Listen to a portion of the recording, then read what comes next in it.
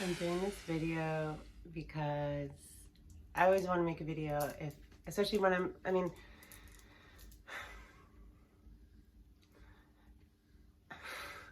sounds so budget. My makeup, like if I do my makeup, I'm like, I might as well, you know? But right when I like turned this on, I was like, dude, you look kind of ghost. Like, the jokes that go on in my head, forget about it.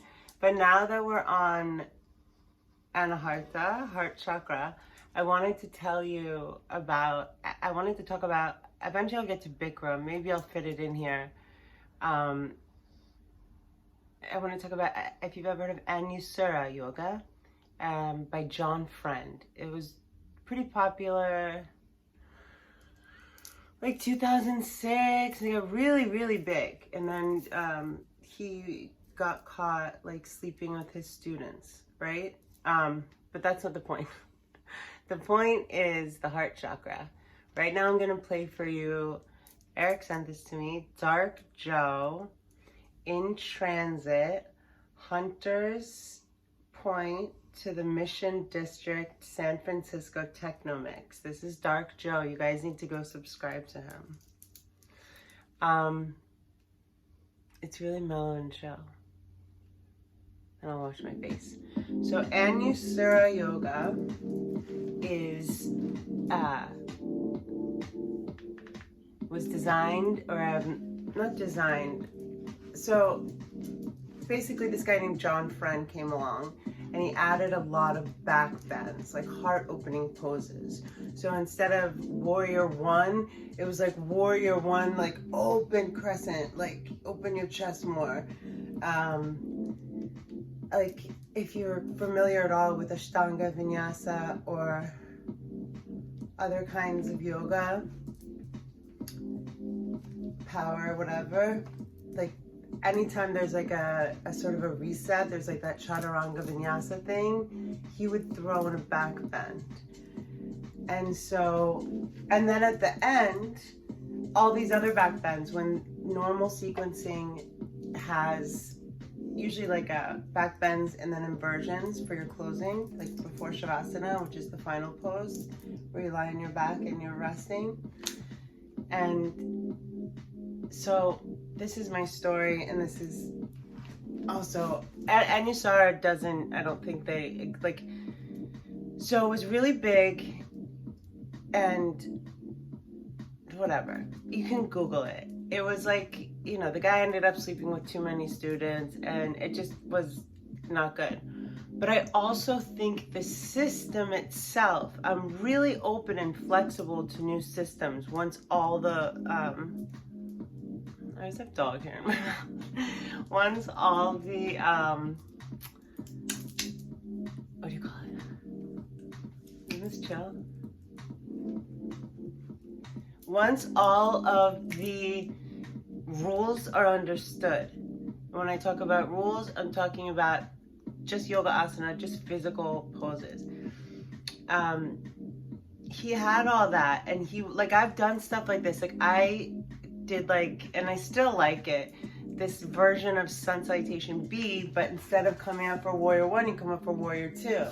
And then another, which I didn't, well, I don't like the word steal, but I stole it from Fred Bush because it's fucking good. And he told us always, he was like my first yoga teacher, to take everything that he said that worked, that resonated with us. He said that like 90% of everything we say, we've heard from other people. I don't know about that percentage, but doing the Sun Salutation B's with chair pose instead of the Chaturanga Vinyasa.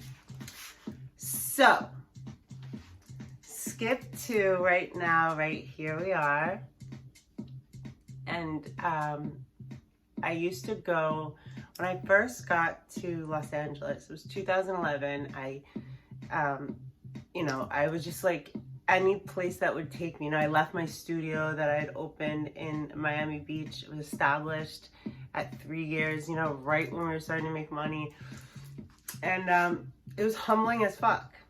But one class I had was in Santa Monica, and I was living at the time on Hudson and Melrose. And if you live in Los Angeles, you know that's like Hollywood, borderline.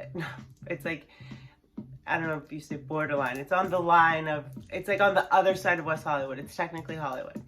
So I would drive all the way to basically like 4th Street in Santa Monica, which any time of the day, any day, except like 2 in the morning perhaps, or like 2 to 6 a.m. maybe, is like an hour drive. And also at the time I was so like new that, and instead of taking like 101 or anything like that, I would just take Santa Monica straight. So to avoid traffic, there's a guy that taught Anusura. He was an Anusura teacher. Like there's, you know, like if you're kind of like new to this, just so you know, there's okay, Kundalini yoga. At that time, Anusura was, you had to be certified in Anusura to teach it. So he had a class right before mine. Mine was a vinyasa class at 7:30. His was 6 o'clock. So for me to drive there and try to get there at 7:30 was a nightmare. I might as well go there at like 5. Still be in the car for like an hour, but at least get a practice in and then teach my class. So anatomically, the heart is right here, right? Hopefully. And when you're opening and doing back bending and stuff, like deep back bending, and a lot of it, like, so I've discussed and touched on how emotions, traumas get they get stuck in our connective tissues. So the heart is not only in the center of the 7 vortexes, like spinning energy centers that we have in the body, it's the one that's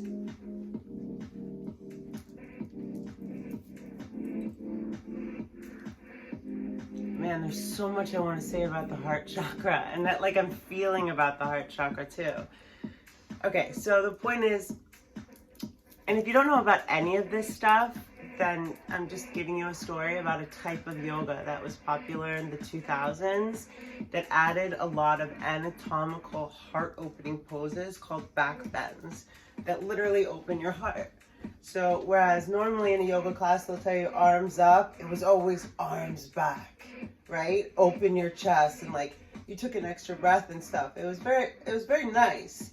And then, I mean, just literally any place that they could insert a back bend, you inserted a back bend. And that was also another kind of fucked up theory about this guy, like having relations with his students because they were very vulnerable. So I guess like 5, 6, 7 weeks into this class, me teaching this 7:30 vinyasa class in Santa Monica, I'm driving home every night. So I take his class at 6. I leave for $25. Like I didn't factor any of this stuff in, like gas and time. For $25, I was basically taking a class to better the traffic-ish, and then teaching a class, which I got paid $25 for, but driving 2 hours, like 1 hour there, 1 hour back. I'd usually leave at like 9, and I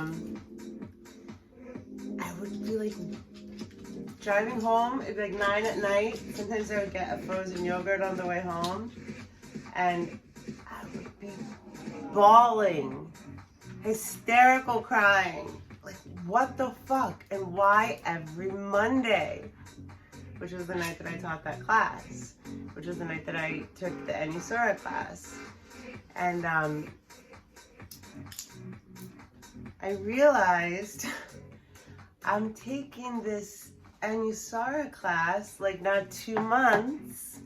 So I'm opening up my heart, all this stuff is coming out, and like, you know, I like, you know, I know I'm breathing and I'm like, you know what I mean?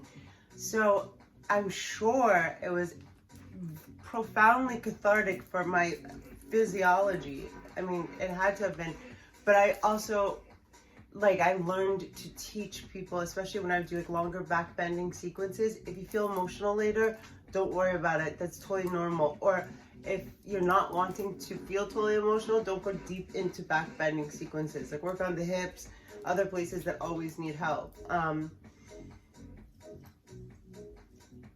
So it was basically, you know, the reason that the guy was kind of shitty for doing that is because some argued, or it was said that he sort of manipulated the system, knowing, you know, that to target the poses, to target the heart, and like most yoga students are girls, and da-da-da, and having these yoga retreats and stuff. Like, I can't even imagine. Like, after 7 or 8 weeks, I noticed a pattern in myself that I was like crying on the way home. Like, like, what's going on? And I figured it out. Like, I can't even imagine being like an Anusura world like person. But, and like, you know, like those retreats must have been really hardcore because you're literally opening up your heart. And if you're not safe and cognizant, you know, you can be vulnerable and assailable, not just to your own feelings and your own perception, but also to other people and other things. So you always want to stay in, you know, you always want to make sure that you have dominion over yourself, you know, that you're the one that's in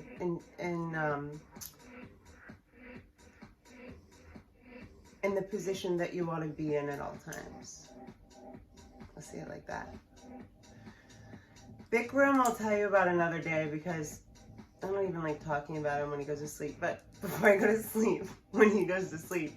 But he's not a good dude. I would not support him.